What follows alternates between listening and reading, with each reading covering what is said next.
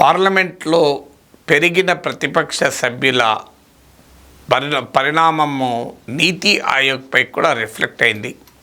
ప్రభుత్వానికి ప్రతిపక్షాలకు మధ్య పోరాట వేదికగా నీతి ఆయోగ్ మారింది. ఇటీవల ప్రైమ్ మినిస్టర్ ఆధ్వర్యంలో జరిగిన నీతి ఆయోగ్ గవర్నింగ్ కౌన్సిల్ మీటింగ్ను 7 విపక్ష ముఖ్యమంత్రులు బాయ్కాట్ చేశారు. మమతా బెనర్జీ హాజరైనా కూడా తనకు మైక్ కట్ చేశారంటూ ఆమె నిరసనగా బయటికి వెళ్ళిపోయింది. కాంగ్రెస్ ముఖ్యమంత్రులే కాదు, తమిళనాడు డిఎంకే ముఖ్యమంత్రి స్టాలిన్, కేరళ సిపిఎం ముఖ్యమంత్రి విజయన్ కూడా బాయ్కాట్ చేశారు. టోటల్గా 10 మంది రాష్ట్రాలు, కేంద్రపాలిత ప్రాంతాలు 10టికి రిప్రజెంటేటివ్ నీతి ఆయోగ్ మీటింగ్లో హాజరు కాలేదు. అందువల్ల నీతి ఆయోగ్ ఒక పర్పస్నే ఇవాళ క్వశ్చనబుల్గా మారిపోయింది. ఎందుకు ఈ పరిస్థితి ఏర్పడింది? దీనికి కారణం ఏంటి? మీ అందరికీ తెలుసు, నీతి ఆయోగ్ ముందు ప్లానింగ్ కమిషన్ ఉండేది. ప్లానింగ్ కమిషన్ పైన విమర్శలు ఉండేవి, కాదని కాదు. కానీ ప్లానింగ్ కమిషన్లో ఉన్న వెసులుబాటు కూడా నీతి ఆయోగ్లో లేదు. అందుకే నీతి ఆయోగ్ పట్ల విపక్షాల నిరసన. నిజంగానే నీతి ఆయోగ్ వల్ల పెద్ద ప్రయోజనం కలిగే అవకాశమే ఉంటే విపక్షమైన సపక్షమైన ఆ సమావేశాన్ని బాయ్కాట్ చేయరు. మీరు గమనించండి, జిఎస్టీ కౌన్సిల్ మీటింగ్లను ఏ ముఖ్యమంత్రులు ముఖ్యమంత్రులు బాయ్కాట్ చేయడం లేదు. ఎందుకంటే అది వారికి ఉపయోగపడేది కనుక వాళ్ళు హాజరవుతున్నారు. నీతి ఆయోగ్ సమావేశము ఉపయోగపడి ఉంటే ఖచ్చితంగా పొలిటికల్ అంశాలపైన దాన్ని బాయ్కాట్ చేసేవారు కాదు. అందుకే నేను నీతి ఆయోగ్ సమావేశాలని జిఎస్టీ కౌన్సిల్ సమావేశాలని కంపేర్ చేస్తూ చెప్పింది. ఇక నీతి ఆయోగ్ మరి ఎందుకు ఈ పరిస్థితిని ఎదుర్కొంటోంది?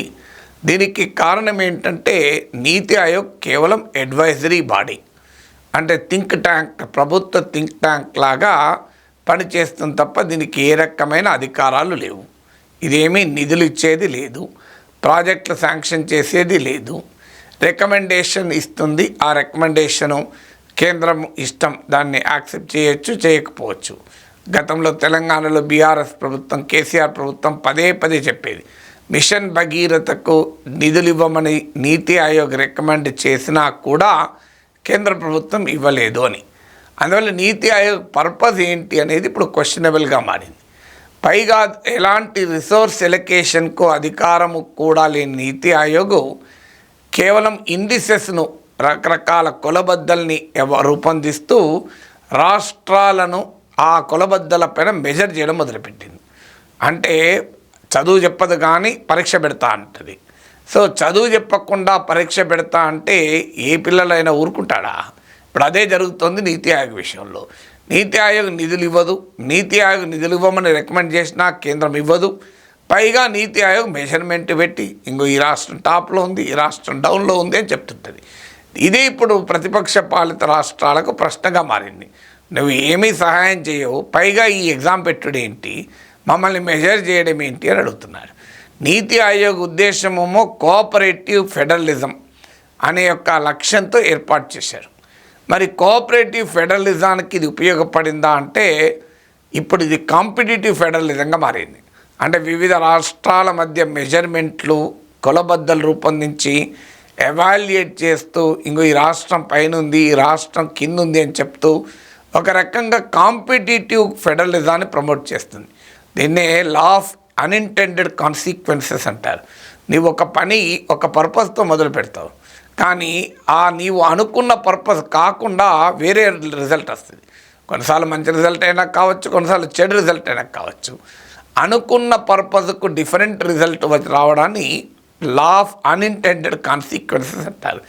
ఇక్కడ కూడా మరి కావాలనే నీతి ఆయోగ్ డిజైన్ అలా ఉందా లేదా నేను ఆరోపించడం లేదు, కానీ అల్టిమేట్గా కోఆపరేటివ్ ఫెడరలిజం అనే పర్పస్తో మొదలైన నీతి ఆయోగ్ కాస్త లా ఆఫ్ అన్ఇంటెండెడ్ కాన్సిక్వెన్సెస్ ప్రభావం చూపి కాంపిటేటివ్ ఫెడరలిజానికి వేదికగా మారింది. సో అది నీతి ఆయోగ్ పైన విపక్షాల విమర్శ. ఇక పైగా ప్లానింగ్ కమిషన్ మీద ఒక విమర్శ ఉండేది. ఇలా టాప్ డౌన్ అంటే రాష్ట్రాలకు అధికారాలు లేకుండా ప్లానింగ్ కమిషన్ కేంద్రం చేతుల్లో గుప్పిట్లో ఉంటుంది. వివక్ష చూపుతుందన్న విమర్శలు ప్లానింగ్ కమిషన్ పైన కూడా ఉండే. కనీసం ప్లానింగ్ కమిషన్ ఒక కన్సల్టేటివ్ మెకానిజం అని ఉండేది. అంటే వివిధ రాష్ట్రాలతో చర్చలు జరిపేది, సంప్రదింపులు జరిపేది, రాష్ట్రాలతో కాన్ఫిడెన్స్లోకి తీసుకునేది. ఇప్పుడు నీతి ఆయోగ్లో అది కూడా లేకుండా పోయింది. ఆ కన్సల్టేటివ్ మెకానిజం కూడా లేకుండా పోయింది. అందులోనూ నీతి ఆయోగ్ వచ్చాక కూడా రాష్ట్రాలకు న్యాయం జరగడం లేదు. పైకి 32% నుంచి 42%కు డివల్యూషన్ షేర్ పెంచామనేది కేంద్రం వాదన. గతంలో 32% నిధులు రాష్ట్రాలకు ఇచ్చేవాళ్ళు, ఇప్పుడు 42% ఇస్తున్నామని. కానీ రియాలిటీలో జరుగుతున్నది ఏంటంటే షేరబుల్ కాకుండా నాన్ షేరబుల్గా, అంటే రాష్ట్రాలతో పంచుకోవాల్సిన అవసరము లేని సెస్సుల్ని, సర్చార్జీల్ని పెంచుతోంది. ఇది పెంచడం వల్ల ఏం జరుగుతుంది అంటే రాష్ట్రాలకు ఓవరాల్గా వచ్చే డబ్బులు తగ్గుతున్నాయి. పేరుకు పర్సంటేజ్, మీరు ఉదాహరణకు 100 రూపాయలు ఉన్నప్పుడు 32% అంటే 32 రూపీస్. నీవు 120 చేసావు కానీ 42% చేసావు, కానీ ఇది 120 కాలే, అది 80 అయింది. 80 అయి 42% చేసావు అనుకోండి, మళ్ళీ అదే 32 రూపాయలు వస్తాయి. ఇప్పుడు జరుగుతున్నది అది.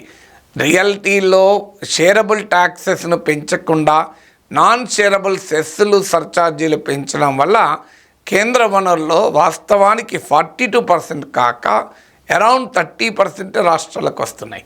సో ఇది రాష్ట్రాల ముఖ్యంగా పెట్రోలియం ఉత్పత్తులపైన భారీగా సెస్సులు, సర్చార్జీలు కేంద్రం పెంచుతూ వచ్చింది.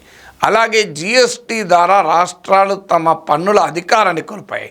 ఇలా జిఎస్టీలో ఉన్నటువంటి ఓటేజీలు, ఓటింగ్ ప్యాటర్న్లు చూస్తే కేంద్రం అంగీకరించింది ఏ రాష్ట్ర ప్రపోజల్ కూడా జిఎస్టీ మండలి ఆమోదం పొందదు.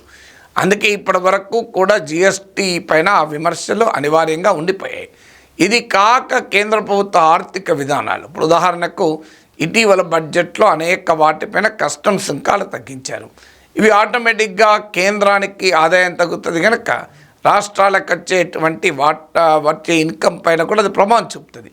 ఎందుకంటే కస్టమ్స్ డ్యూటీ అనేది రాష్ట్రాలను కూడా ఎఫెక్ట్ చేస్తుంది ఎంతో పరోక్షంగానైనా. సో ఈ రకంగా కేంద్ర ప్రభుత్వ ఆర్థిక విధానాల వల్ల రాష్ట్రాలపై కూడా ప్రభావం పడుతూ వస్తుంది.